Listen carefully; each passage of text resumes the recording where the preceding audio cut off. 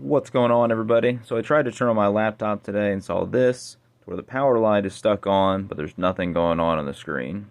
If you see this, this is what you do. First, we want to flip the laptop over, and using a tiny screwdriver, we want to unscrew all these different spots.